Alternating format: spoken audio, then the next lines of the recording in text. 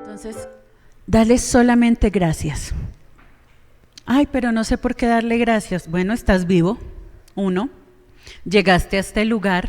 2, hubieras ido en bus, a pie, en carro, en taxi, bicicleta. Pudiste llegar para estar este tiempo y dedicárselo a Dios. ¿Qué más? Dale gracias por esta semana. Dale gracias por los días de descanso, si los pudiste tomar, o por el trabajo que tuviste, que es una bendición también. Por el alimento que consumiste esta mañana. Hubiera aguapanela con leche y pancito, igual. Es una bendición. Entonces, te invito a que cierres tus ojos y mantengas esta actitud de adoración, de oración. Un momento en el que prepares el ambiente, prepares tu mente, tu corazón, tu espíritu y tu alma y te conectes con Dios. Dile: Señor, aquí he llegado a la cita que tenemos. Llego a esta cita contigo, Padre, con todo el 100% de mi vida. Aquí estoy, Señor.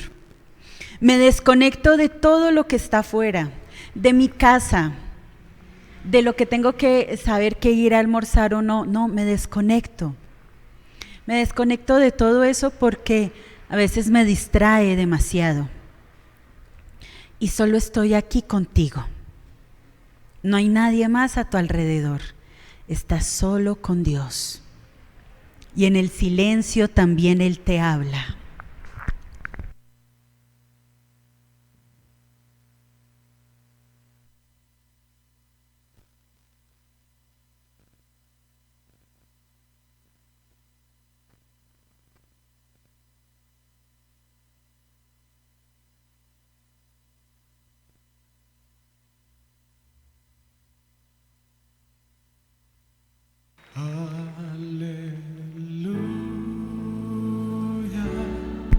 Sigamos orando, sigamos orando.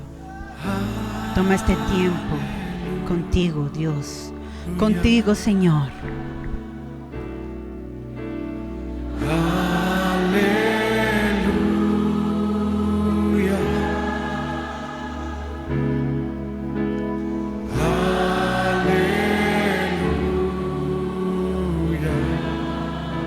Deja que se escuche tu voz, canta.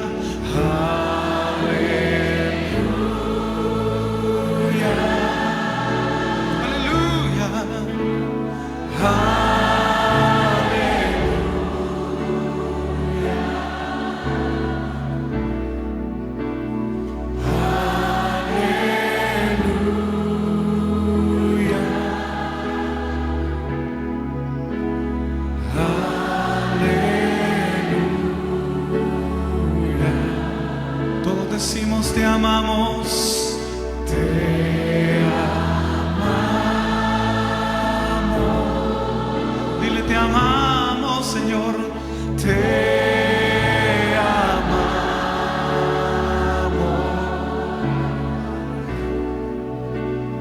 Te amamos.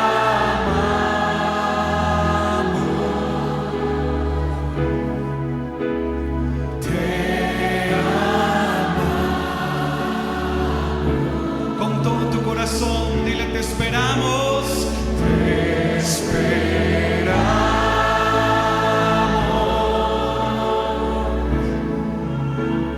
te esperamos,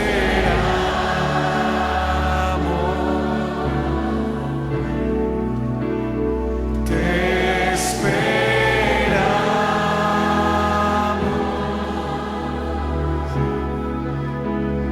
te esperamos.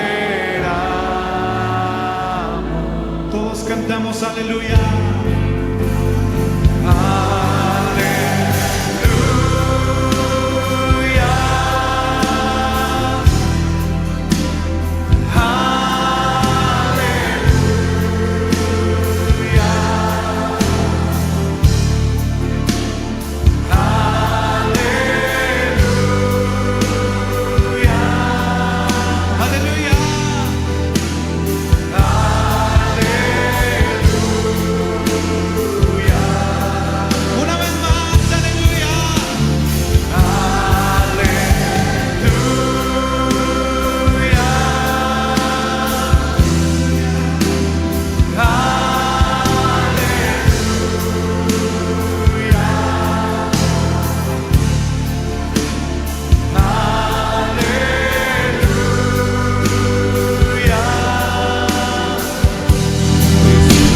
Hoy es un día para decir aleluya, para glorificar el nombre del Manos Señor. en alto, te exaltamos.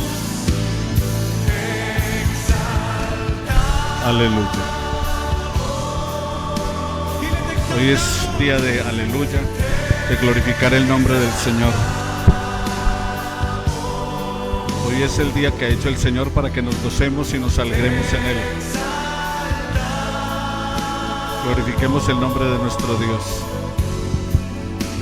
Alabamos su nombre y le glorificamos. Aleluya, aleluya. Él vive. El Dios en el cual creemos, en el Cristo que murió por nosotros, vive. Él resucitó. Exaltamos al Señor por ello.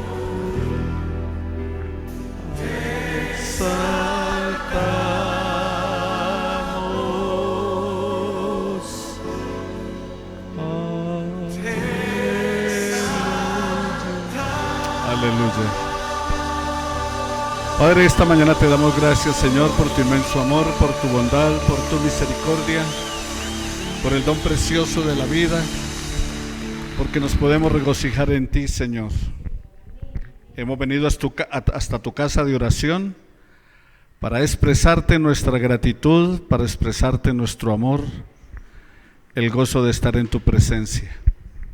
Guíanos conforme a tu propósito y guárdanos en Cristo Jesús, que podamos adorarte y glorificarte como tú lo mereces. Bendito seas, Señor.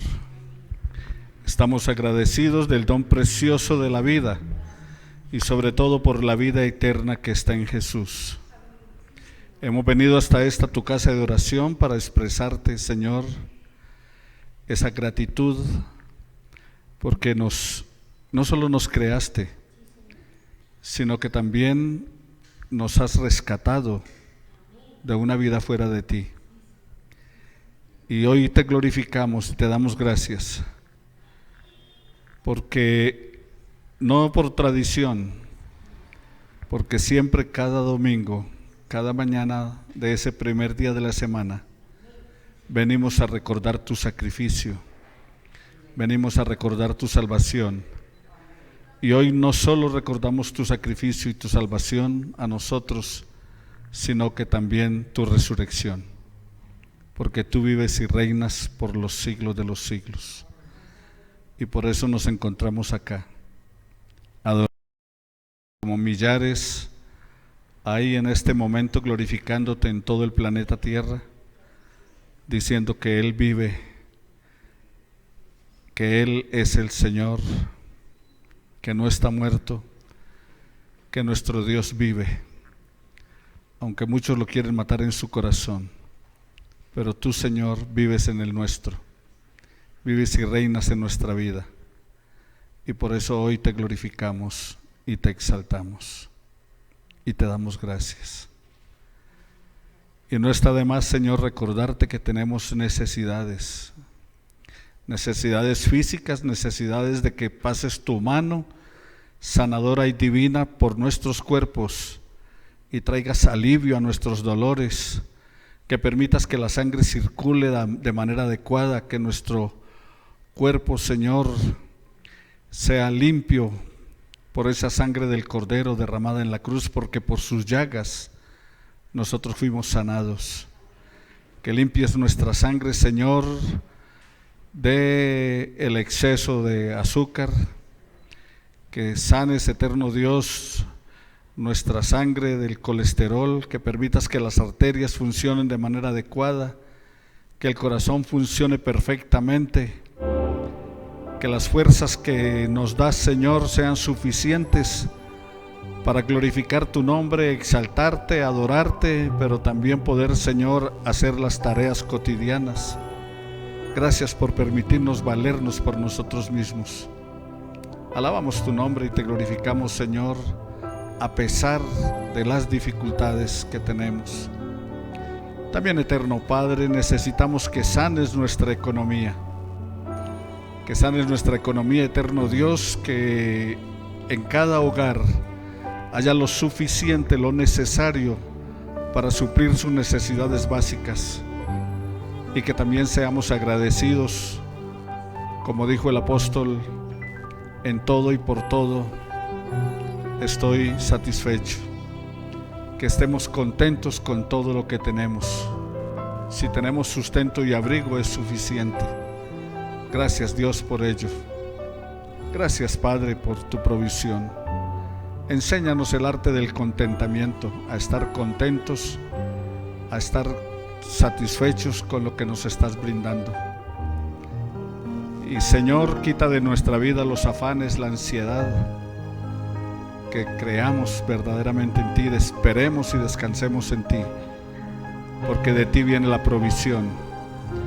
Y también cuando las fuerzas nos abandonen, recordemos que los que esperan en ti tendrán nuevas fuerzas. Ayúdanos, Señor, a recordar eso, a que en ti tenemos nuevas fuerzas. Ahora, Padre, yo quiero, en el nombre de Jesús, derramar bendición sobre cada uno de mis hermanos presentes, sobre sus familias. Que tú aligeres los pasos de los que vienen en camino, pero a los presentes derrama sobre ellos bendición y vida eterna. Porque tú nos dices que donde hay 2 o 3 reunidos en tu nombre, tú estás en medio de ellos. O sea que tú estás aquí, Señor. Tu presencia está aquí, tú estás aquí, estás en medio nuestro. Porque estamos aquí adorándote y recordando la obra de tu Hijo en la cruz por nosotros. Pero también, Señor, estamos juntos, estamos en armonía. Y tú nos dices que donde están juntos y en armonía, tú envías bendición y vida eterna. Gracias por enviar bendición aquí. Por eso bendigo a mis hermanos en el nombre de Cristo Jesús. Bendigo a sus familias, y que todas las peticiones y los deseos de su corazón sean satisfechos en Cristo Jesús, conforme a tu voluntad. Porque si pedimos conforme a tu voluntad, tú nos oyes, y estamos clamando conforme a tu voluntad, Señor. Escúchanos, Señor. Escucha nuestro ruego, escucha nuestro clamor. Te lo pedimos en el nombre de Cristo Jesús nuestro Señor. Amén y amén. Bueno, mis hermanos, estamos hablando de la resurrección de Jesús, y la resurrección de Jesús se relata en los 4 evangelios. Y la pregunta es, ¿la resurrección es un mito o es una realidad? Para muchos es un mito. Dicen, no, ¿cuál resurrección? Para nosotros es una realidad. Y esa realidad está relatada en los 4 evangelios, o sea, en Mateo, Marcos, Lucas y Juan. Cada uno da su versión acerca de la resurrección. Algunos le agregan algunas cosas, otros menos, pero todos están presentando el evangelio. Algunos dirán, bueno, pero entonces ¿por qué el relato no es igual? Bueno, el relato no es igual porque se mira de diferente perspectiva. Cuando pasábamos, aquí pasamos por una iglesia católica que hay cerca, ahí de el supermercado Zapatoca, ahí por cerca a la vuelta, hay una iglesia. Y una señora salió con una silla en la mano. Entonces, la miramos cuando pasaba, y Joana dijo, esa señora tan práctica, o sea, llevas la silla a la iglesia, muy práctica, se ve esa señora tan práctica. Y yo dije, ve, esa señora lleva la silla para no sentarse junto a otras personas. ¿Estábamos diciendo mentiras? No, cada uno estaba contando su verdad, pero la miramos de diferente manera. Ella miró a una señora práctica que llevó su silla, por si de pronto todo está lleno, yo llevo la mía y no tengo que estar de pie, sí, válido. Pero yo la estaba mirando desde el punto de vista, bueno, el Señor dice que estemos juntos, que estemos en armonía, y ella su propia silla para sentarse aparte y no sentarse con nadie. O sea, cada quien mira desde su perspectiva. Eso pasa con los evangelios. En los evangelios se habla de evangelios sinópticos, o sea, que son Mateo, Marcos y Lucas, porque relatan más o menos la misma situación. Sin embargo, en cada uno hay un mensaje diferente o un aspecto diferente dentro de lo que relata. Por ejemplo, Lucas habla de 2 endemoniados, pero él dice lunáticos y demás. Los otros dicen endemoniado. Lucas es médico y él lo menciona desde habla acerca de le trajeron a Jesús un epiléptico, y otro dice le trajeron a Jesús un endemoniado. Entonces estaba brincando y todo por su epilepsia. Entonces para la gente decía, está endemoniado. Lucas era médico y Lucas dice, es epiléptico.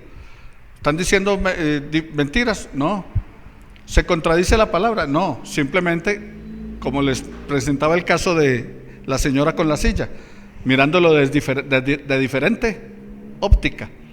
Entonces, en la resurrección del relato, algunos cuentan una cosa y otros cuentan otra. Hay uno que dice, y sobornaron a los guardias para que dijeran que se habían robado el cuerpo. Otro no menciona eso. ¿Por qué? Pues no le dio importancia a ese relato. Otro dice, y María abrazó a Jesús y no lo quería soltar, y Jesús dijo, déjame porque no ha llegado mi hora y tengo que ir al Padre. Entonces, porque él dice, no me toques. Y la traducción en el griego no es no me toques, sino no continúes agarrándome. O sea, recuerda que él había partido, había muerto, entonces ahora lo ve vivo. María, ¿y qué hace? Lo agarra, María Magdalena lo agarra y no lo quiere soltar porque no lo queremos perder otra vez. Entonces por eso él dice, no me cojas, en la traducción dice no me toques, ahí en la Reina Valera que ustedes tienen. Pero el original dice no me sigas agarrando. O sea, suéltame que tengo que irme a mi Padre. Sí, ustedes me quieren tener acá, pero me toca irme a mi Padre. Otro no menciona eso. Otro le da énfasis a que la tumba estaba vacía. Uno relata y dice que cuando le dieron la noticia, Pedro y Juan corrieron al sepulcro.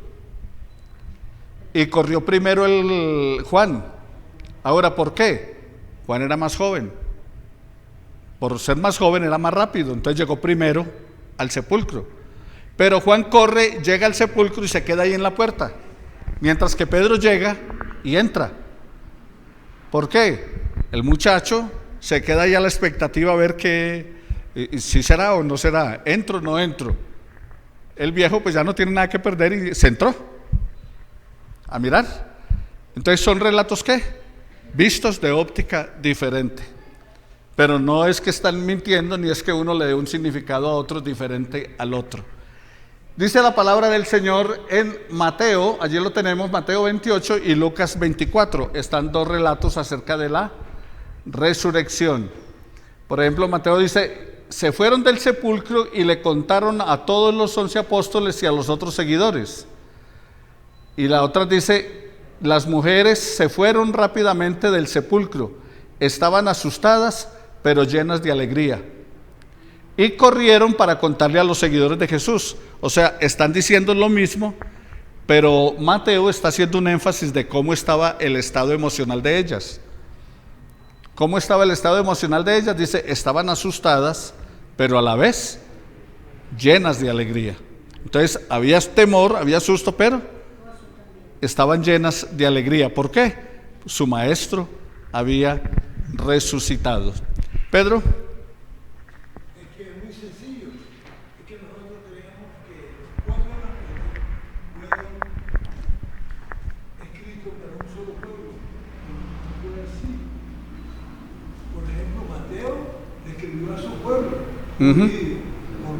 Porque los judíos esperaban que el Mesías cumpliera todas las promesas que había, que el pueblo esperaba.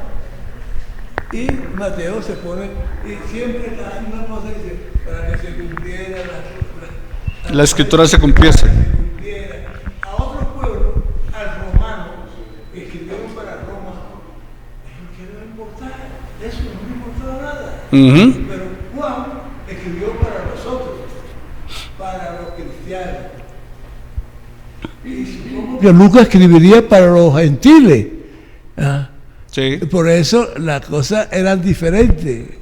Y el caso de Lucas, por ejemplo, de por qué es diferente lo de Lucas, porque Lucas es un historiador, o sea, no solamente es médico, sino historiador, y está contando la historia. O sea, Lucas fue y hizo entrevista y le preguntó a María qué pasó, fue y le preguntó a los apóstoles qué pasó y escribió eso. Por eso hace unos relatos diferentes a lo que hacen los otros estaban contando lo que vivieron, o sea, su experiencia, dice, y nosotros vimos su obra. Y Juan dice, y conocimos al Verbo y lo palpamos, lo tocamos. Allí en primera de Juan 1:3 dice, lo que hemos visto, oído y palparon nuestras manos. O sea, pero Lucas no dice eso. ¿Por qué? Él no caminó con él. Lucas llega después y entonces Lucas pregunta, bueno, ¿cómo fue el asunto? Cuéntenme. Y por eso hay unos relatos de María en Lucas que no lo tienen los otros, como la presentación del niño, como lo llevan. ¿Por qué? Porque él fue a preguntar, mientras que los otros solo contaron desde que caminaron con él, o sea, cuando ya tenía 30 años y caminaron con él. Lucas está ¿qué? Contando acerca de lo que él recopiló. Y todos ellos lo llaman de diferente nombre, ¿no? Por ejemplo, Mateo lo llama rey, Lucas lo llama siervo, Marcos lo llama hijo del hombre, no, es lo contrario. Lucas lo llama hijo del hombre y Mateo, Marcos siervo y Juan hijo de Dios. Entonces todos tienen un diferente nombre de llamar al Señor. Ok, el asunto es que Juan, cuando escribe el Evangelio, Juan está presentando la divinidad de Jesús. Por eso dice, y el Verbo era Dios. Entonces, para Juan está presentando ¿qué? Al Dios hecho hombre. Mateo está presentando el Mesías que llegó, el que ellos esperaban, el Mesías rey. Entonces, como dice Pedro, le escribe a los judíos diciéndoles, este es el Mesías. Para Marcos es el Evangelio. Dice, y Jesús recorría las aldeas predicando el Evangelio del reino de Dios. Entonces ve, son perspectivas diferentes para diferentes personas, para diferente gente.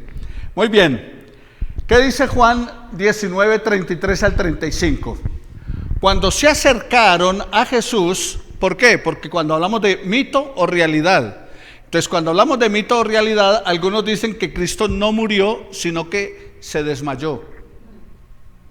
Entonces Jesús no murió en la cruz, sino que sufrió ¿qué? Un desmayo.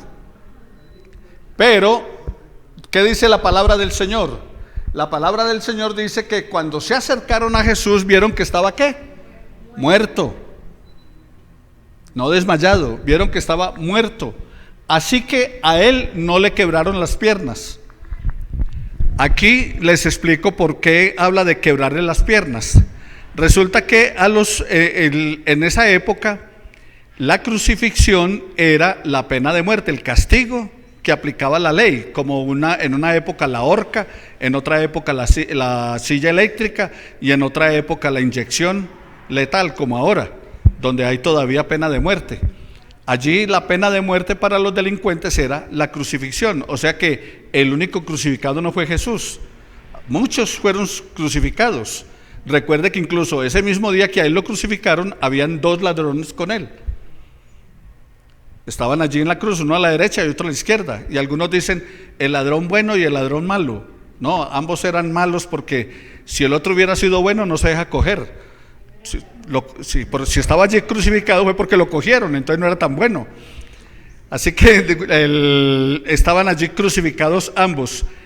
Y lo que hacían era, como los crucificaban, era para dejarlos como escarnio al pueblo, que la gente que pasara por ahí, porque era en la montaña del Gólgota o la Calavera, y era el cruce de Jerusalén a Damasco, una ruta que estaban circulando constantemente, como decir de aquí, irse para Fusa, tiene que pasar por Soacha, y siempre tenemos que pasar por Soacha, porque no hay otra manera. No hay otra forma, a menos que sea en avión. De resto, tiene que pasar por Soacha.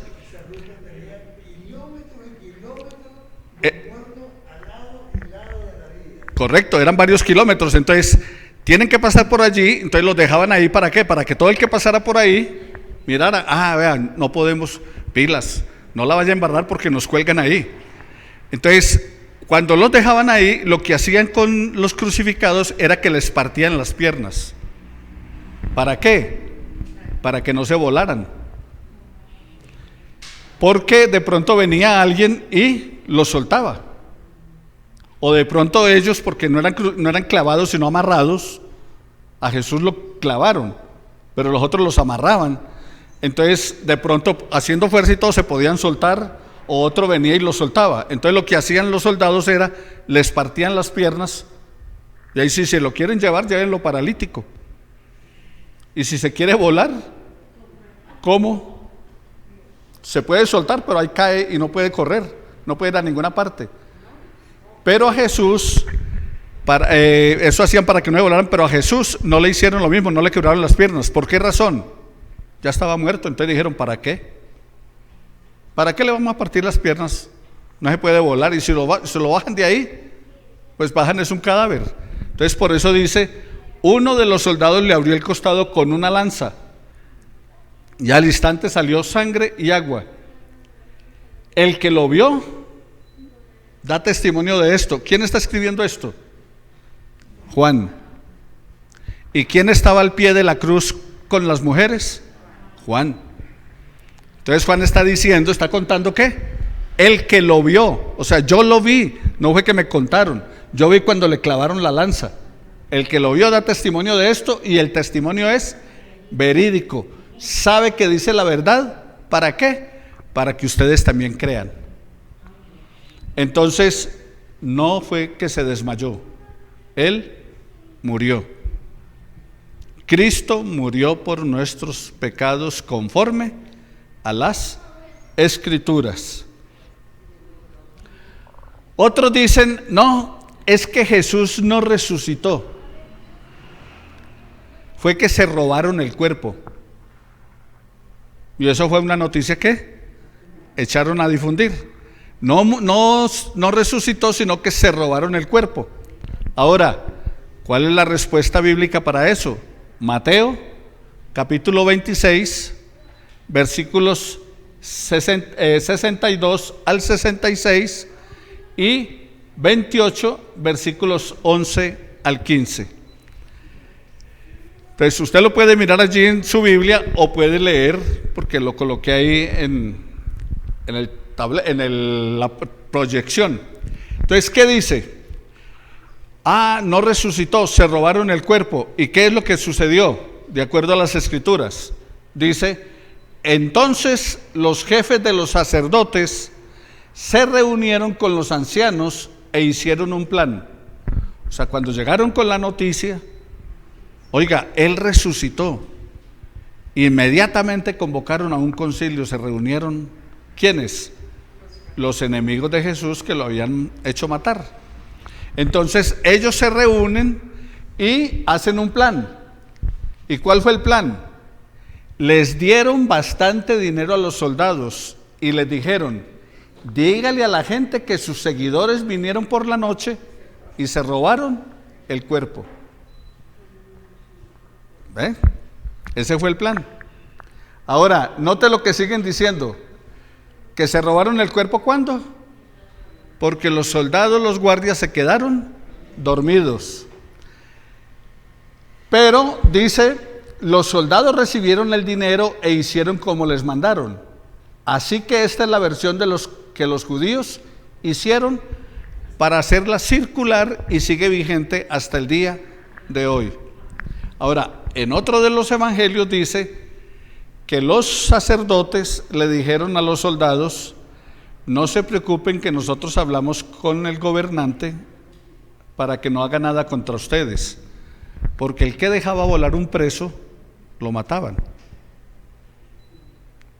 Entonces, si dejaron volar a Jesús de la tumba, si dejaron que se robaran el cuerpo, ¿qué estaban haciendo? ¡Ay, que nos quedamos dormidos! ¿Qué les habían hecho? los habían matado. Ahora, ¿por qué ellos hicieron esto? Mire, la corrupción no es de ahora.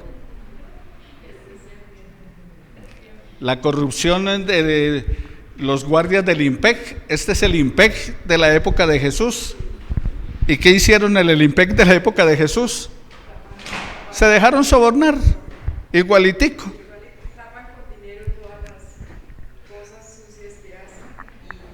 Con el dinero se presta para todo, la ambición se presta para muchas cosas. Y ellos hicieron eso. Aceptaron, pusieron en riesgo incluso su vida. Ahora, ¿por qué la ponen en riesgo? Porque los podían matar por haber dicho, nos quedamos dormidos y se robaron el cuerpo. Pero como los sacerdotes dijeron, no, nosotros hablamos con el gobernador para que no les haga nada.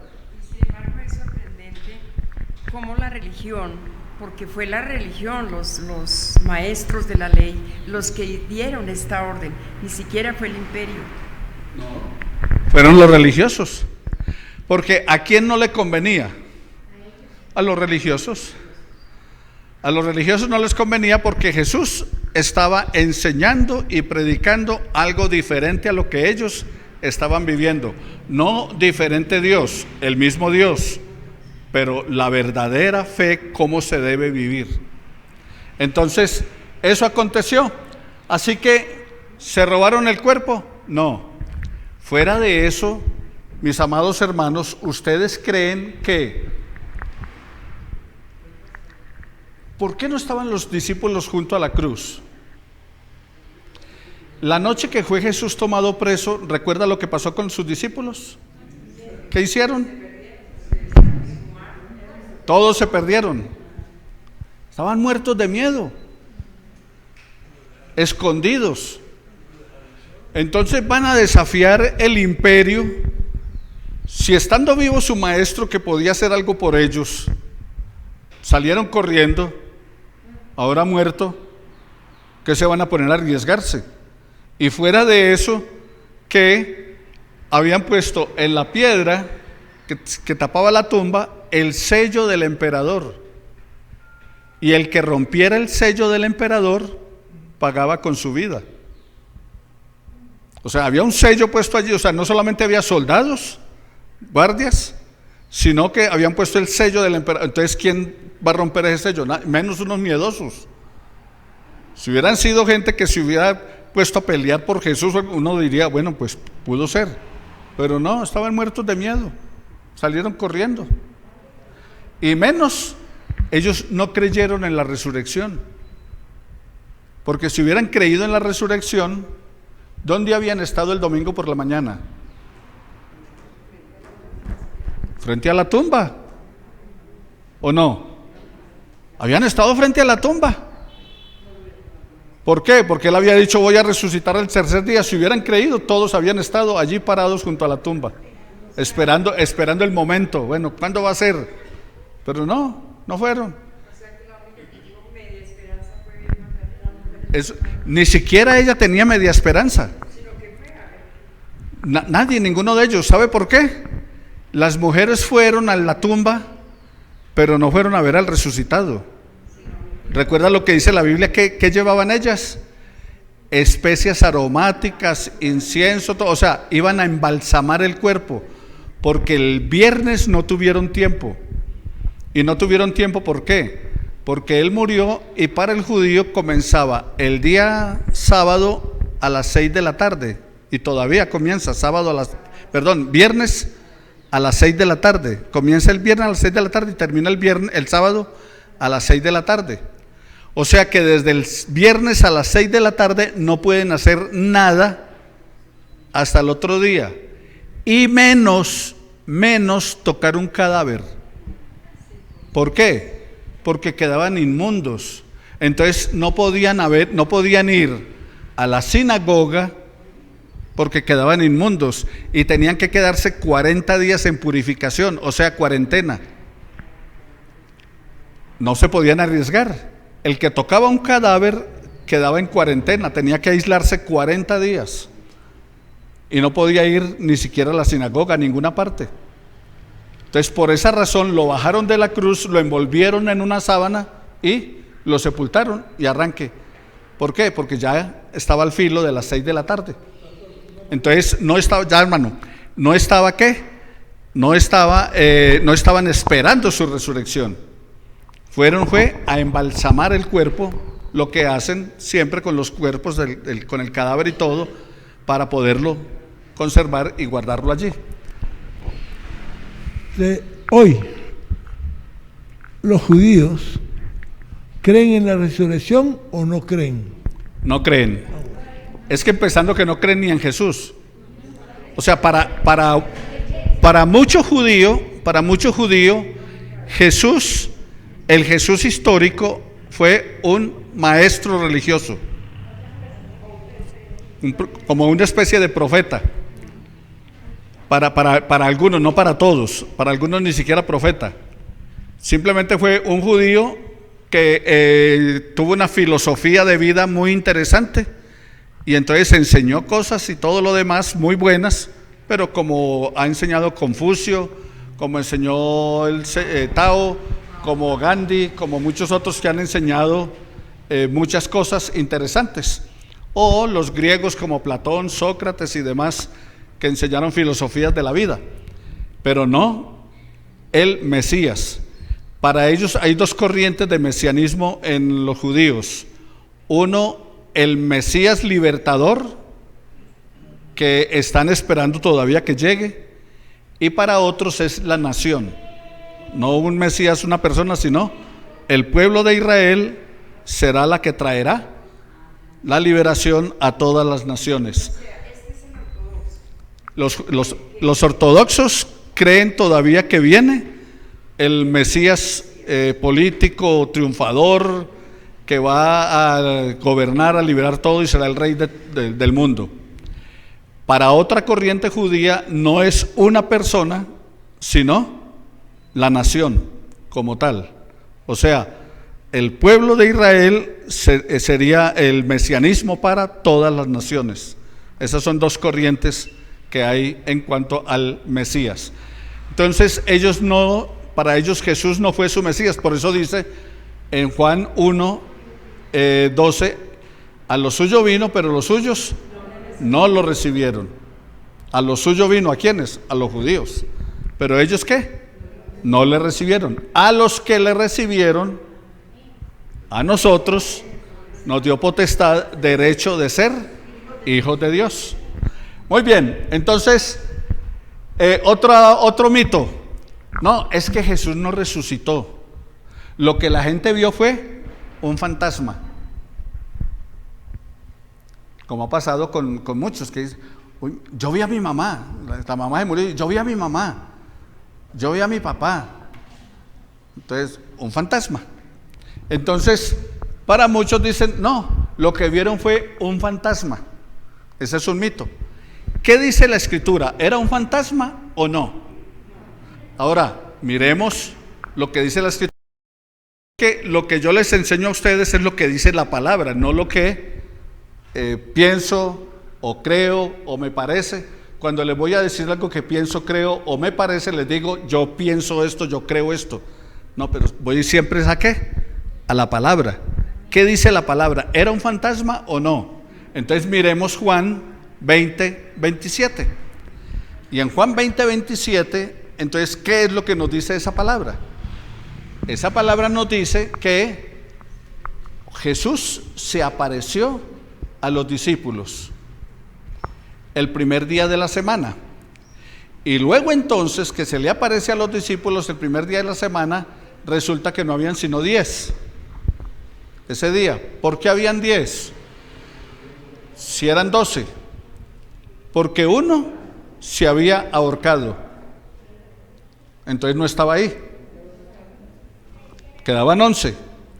Pero de los 11 faltaba uno. Ese día que Jesús se apareció, faltaba uno. ¿Quién era? Tomás. Pero 8 días después, primer día de la semana, ¿por qué nos reunimos el primer día de la semana? ¿Por qué nos reunimos domingo, no el sábado? Si el día que guardaban los judíos era el sábado. Entonces, y todavía lo guardan, ¿por qué razón nosotros no? ¿Por qué el domingo? Bueno, uno, porque nosotros no somos judíos, ni somos judaizantes. Entonces no somos judíos ni somos judaizantes, entonces por eso no guardamos el sábado. Entonces ¿por qué se reúnen el domingo? Porque somos cristianos y Cristo resucitó el primer día de la semana. Se le aparece a esos 10 el primer día de la semana, un domingo, pero 8 días después, otro primer día de la semana, otro domingo, vuelve y se aparece. Pero en esa ocasión sí hay 11. O sea, ahí está el amigo Tomás. Y dice la palabra del Señor en Juan 20, 27. ¿Y qué es lo que dice? Pueden leer. Después le dijo a Tomás, o sea, ya Jesús se aparece, está Tomás allí. ¿Y por qué este diálogo entre Jesús y Tomás? Exacto. Ese diálogo surge porque cuando le cuentan a Tomás, recuerda que no habían sino 10 porque no estaba Tomás, cuando le cuentan a Tomás y le dicen, el maestro vive, estuvo aquí con nosotros. ¿Qué dijo Tomás? Puro cuento. A mí esa no. Vea, si yo no meto mi dedo en su mano y si no meto mi mano en su costado, no voy a creer. Porque el asunto es que algunos solo creemos en lo que vemos. Es que yo no creo sino en lo que veo. ¿Y por qué respira? Si no cree sino en lo que ve, ¿por qué respira? Porque usted no ve el aire, ¿cierto? Hombre, me parece muy lógico que una persona que muere y le viene con el cuento de que está resucitado, él dice, no, yo tengo que verlo, tocarlo, para yo poderlo creer. Porque el que cree todo lo que le dicen, también cree lo que no le dicen. Es un dicho, pregúntale aquí al soldado, en el cuartel cada ratico se lo están diciendo a uno, en el ejército. No hay que creer todo, porque el que cree todo también cree lo que no ha visto. Entonces, bajo el argumento de que no, si uno cree lo que no ha visto, entonces puede creer cualquier cosa que le mencionen, pero sigamos con el relato y vemos a ver qué pasó. Y lo que acontece es que Jesús le dice a Tomás, Tomás, mete tu dedo, porque recuerda que él había dicho, si no meto mi dedo en su mano, si no me meto mi mano en su costado, poned de cuento a mí no. Entonces Jesús le dice, mete tu dedo en mi mano y tu mano en mi costado, y no seas ¿qué? No seas incrédulo, sino creyente. Y ahí, Pedrito, viene lo siguiente: bienaventurados los que no vieron y creyeron. ¿Quién tiene más fe? ¿El que cree porque le hicieron un milagro? ¿O el que cree aunque no haya milagro?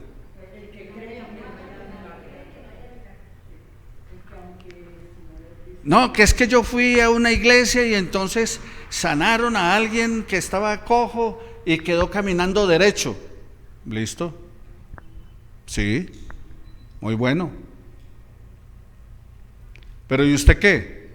No, yo no he visto ningún milagro, no he visto nada, pero creo que Jesucristo es el Señor, que vive y reina por los siglos de los siglos, aunque no vea nada. Eso le dijo el Señor a Tomás. Tomás, bienaventurados, felices, dichosos, ¿quiénes? Los que no vieron y creyeron. O sea, los que creen aún sin ver. Hay unos que necesitan ver para creer, pero hay otros que creemos aún sin ver. Y el Señor dijo, esos son más felices, son más bienaventurados, los que no vieron y creyeron. Ahora, ¿que Dios hace milagros? Sí, y muy buenos, y grandes. Pero el asunto es que hay que creer con milagros o sin ellos. Ese es el punto. Entonces, ¿era un fantasma? No. Es más, Jesús comió con ellos. Cuando se les apareció a la orilla del mar, estaba asando pescado, y cuando llegaron les dio pescado y comió con ellos. Con los dos que iban camino de Emaús, también se sentó a comer con ellos. Y los fantasmas no se tocan. Por eso usted no le debe tener miedo a los fantasmas. Hay gente que le tiene miedo a los fantasmas. ¿Y por qué le va a tener miedo a un fantasma si el fantasma no lo puede tocar? No es que es un fantasma. Témale al vivo, que ese sí lo puede tocar. Pero los fantasmas no lo pueden tocar. Otro mito. Cristo no resucitó. Los discípulos tuvieron una alucinación. O sea, se imaginaron. Y claro, ¿y a usted no le ha pasado eso? De pronto haber tenido alguna alucinación. Imaginarse algo que le parece que es como real. Eso ha pasado. Entonces, uno a veces se puede imaginar cosas. Algunos dicen, no, es que alucinaron, tuvieron una alucinación, les pareció que había resucitado. Bueno, ¿qué dice la Biblia? Alucinación es la percepción de una imagen o un objeto o estímulo exterior inexistente. O sea, algo que uno se imagina. Es que me imaginé que había un bulto allí en la esquina. Pero fui, no había nada, pero me imaginé que ahí había un bulto. Entonces, son inexistentes, ¿pero qué? Considerados como si fueran reales. O sea, es algo inexistente, pero me parece que fue ¿qué? Real. Primera de Corintios 15, 4, 8, ¿qué nos dice la palabra del Señor? Acerca de que si era un mito o una realidad, si fue que tuvieron ellos una alucinación. Entonces veamos el texto bíblico. ¿Qué dice el texto bíblico? Que Jesús, ¿qué pasó con él? Fue enterrado. O sea, no lo dejaron por fuera. Fue enterrado. Y al tercer día resucitó, como dicen las escrituras, o sea, como se había anunciado desde antes en la escritura. Y aparte de eso, dice que se le apareció ¿a quién? Al apóstol Pedro. Se le apareció a Pedro. Pero solamente a Pedro. Después se le apareció ¿a quién? A los 12. Se le apareció. Luego dice que se le apareció ¿a qué? A más de 500. Se le apareció a más de 500 hermanos. Marta. ¿Por qué ahí dice que se le apareció a los 12 y luego no eran 11? Sí, pero habían reemplazado. Si usted lee Hechos capítulo 1, dice que a Judas lo reemplazaron por Matías. Entonces ya no habían 11 sino 12.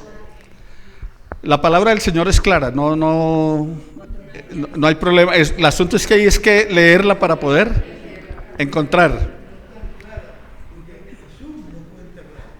¿Ah? Una cosa es enterrar y otra cosa es depositar en un lugar.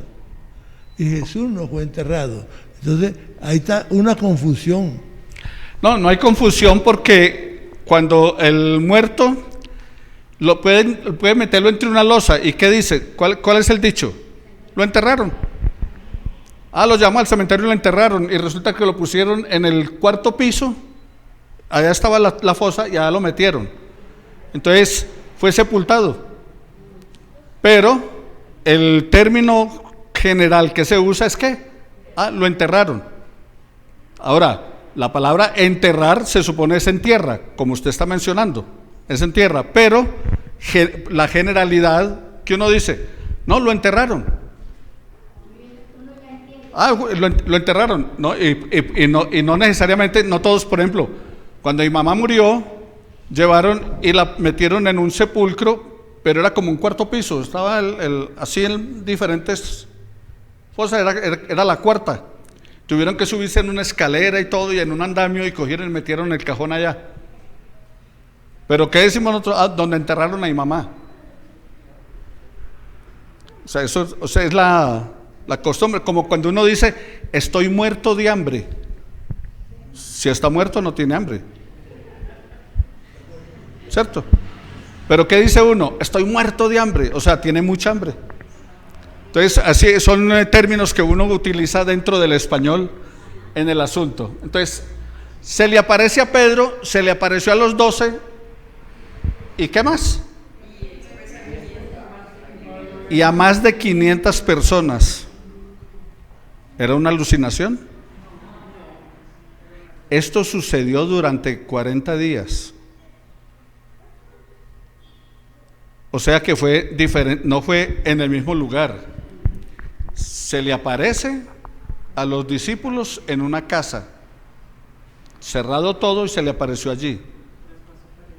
Se le aparece en el camino a Damasco y caminó con ellos a 2. Y fueron caminando con ellos, uno llamado Cleofas, fueron con ellos caminando y comió con ellos. Se les apareció en una playa. Unos estaban pescando y se les apareció ahí en una playa. O sea, y después se le apareció a más de 500 personas en diferentes días, en diferentes lugares. Una alucinación no se da así. Y una alucinación no se da colectiva. Una alucinación se le da a una persona. Se puede imaginar o pensar algo, pero no es colectivo. O sea, no es que 20 digan, sí, nosotros vimos tal cosa. No, si 20 lo vieron fue realidad, no alucinación. Porque la alucinación le da solamente a uno. Depende de su estado emocional y demás. Se le apareció a más de 500. ¿Y qué dice? Y muchos todavía están vivos. No hoy, sino cuando Pablo escribió. O sea, año 46 al 56. En esa época está hablando, todavía habían algunos vivos. Juan vivió casi hasta el año entre el 95 y 100, murió el apóstol Juan, que escribió el último libro, Apocalipsis, y se recostó en el pecho de Jesús. O sea, Juan estaba vivo. Entonces, cuando Pablo dice, y muchos están vivos todavía, o sea, de esos que vieron a Jesús, todavía había unas personas vivas. Así que eso es lo que dice. Ahora, muchos todavía están vivos y otros ya han muerto. Luego, ¿qué dice la palabra? Cristo se apareció a Santiago y de nuevo a los apóstoles. Y entonces termina diciendo el apóstol Pablo, y por último, como un abortivo, o sea, como algo fuera del foco, del redil, dice, se me apareció a mí. O sea, cuando iba camino a Damasco. O sea, el Cristo resucitado se le apareció a Saulo de Tarso, camino a Damasco. Entonces, y dice, y conmigo fue diferente, fue como un bebé nacido fuera de tiempo. O sea, por eso dice, en la Reina Valera dice, como un abortivo se me apareció a mí. O sea, como un bebé recién nacido fuera de tiempo. Otro mito, Cristo no resucitó. Sus discípulos difundieron una mentira para justificarse. O sea que la resurrección es una mentira que los discípulos echaron a correr. Y cuando una mentira se repite muchas veces, termina siendo realidad. Entonces, ese era el argumento. Ellos hicieron una mentira. Veamos qué dice la palabra del Señor, Hechos 4:2 y 1 Corintios 15:30. En Hechos 4:2, entonces, ¿qué dice? Que estaban resentidos. ¿Por qué? Porque anunciaban y enseñaban la resurrección de Jesús de entre los muertos. Cristian, bendiciones, que tengas un buen trabajo esta tarde. Entonces la palabra del Señor nos está hablando que en Hechos, en el libro de los Hechos, los fariseos y demás, ¿cómo estaban? Resentidos. ¿Por qué estaban resentidos? Porque los discípulos estaban enseñando y estaban anunciando la resurrección de Jesús. Y en Hechos capítulo 7 nos relatan la muerte de Esteban, porque Esteban estaba anunciando la resurrección de Jesús. Y Esteban dice: veo los cielos abiertos y al Hijo del Hombre sentado en su trono. Y lo apedrearon.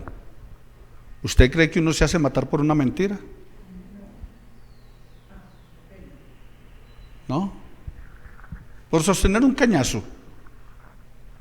Ahora, que uno solo se haga matar por una mentira, por mantenerse, sí, pero miles.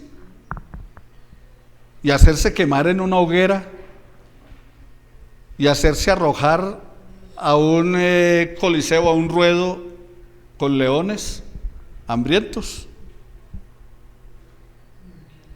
Se va a hacer matar por una mentira. Y hoy en día todavía muchos se hacen matar por sostener una mentira. No. Entonces, ¿y qué dice 1 Corintios 15:30? Y porque nosotros estamos a cada momento en peligro de muerte. Fueron perseguidos, fueron apedreados, fueron quemados en la hoguera, fueron tirados al foso de leones. Léase Hebreos 11. Dice: por la fe sufrieron muerte, sufrieron atropello, sufrieron todo. ¿Por una mentira? No. Lo que pasa es que ellos estaban sosteniendo una verdad.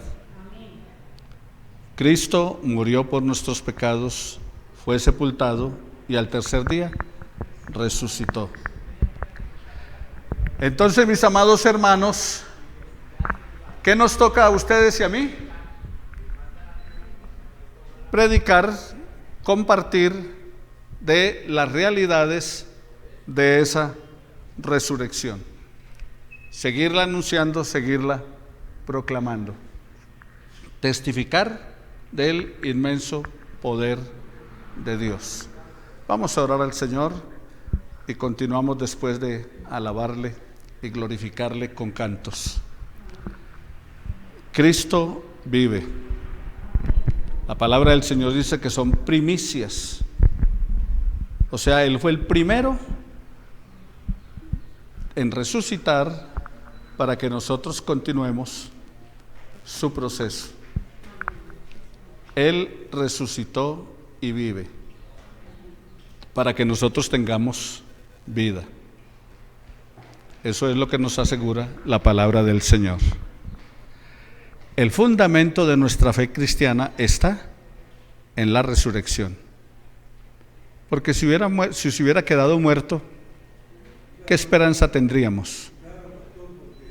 Si Jesús no hubiera resucitado, no tenía nada que fuera una religión como hoy, que casi la mitad del mundo cree en ella, y las que no creen es que no han llegado hasta allá. Pero lo que yo veo es que pueblos enteros que han visto a Jesús y toda esta cuestión, y la controversia, la incredulidad, ¿por qué la gente es así? La respuesta, Pedrito, está en Juan capítulo 3, versículo 17 al 19. A lo suyo él dice que la luz vino, pero los hombres amaron más las tinieblas que la luz, porque sus obras eran malas, y no quieren venir a la luz para que sus obras no sean reprendidas. Entonces, esa es la razón. Los hombres aman más ¿qué? Las tinieblas que la luz, porque lo que pasa es que el salir a la luz de Cristo, porque Él es la luz del mundo, entonces se descubre el pecado. y quedamos ¿qué? Al descubierto. Quedamos como si estuviéramos desnudos. O sea, yo que pensaba que ese era tan bueno y mire que no es tan bueno. Y yo que pensaba que yo era bueno y resulta que no soy tan bueno. ¿Por qué? Porque la palabra de Dios es la que me declara, me destapa qué tal soy. Yo pensaba que yo era un buen tipo antes de ser cristiano, que era muy buena gente, y no importa lo que estaba haciendo y cómo estaba viviendo, yo creía que era buena gente. Pero cuando conozco el Evangelio me doy cuenta de que, como dice el profeta, podrida llaga desde los pies a la cabeza. No hay hombre justo sobre la tierra que haga el bien y nunca peque. Pude reconocer que era ¿qué? Pecador. ¿A la luz de qué? Del Evangelio. Pero también a la luz de ese Evangelio conocí la gracia del Señor para mí, de salvación, y para ustedes, porque es para todo aquel que crea, no se pierde, tenga vida eterna. Padre, gracias te damos, Señor, por permitirnos reflexionar en tu palabra. Ahora acepta de buen agrado nuestras alabanzas, nuestros cantos y la expresión de gratitud para glorificar tu nombre. En Cristo nuestro Señor. Amén y amén. Sonido. Perfecto.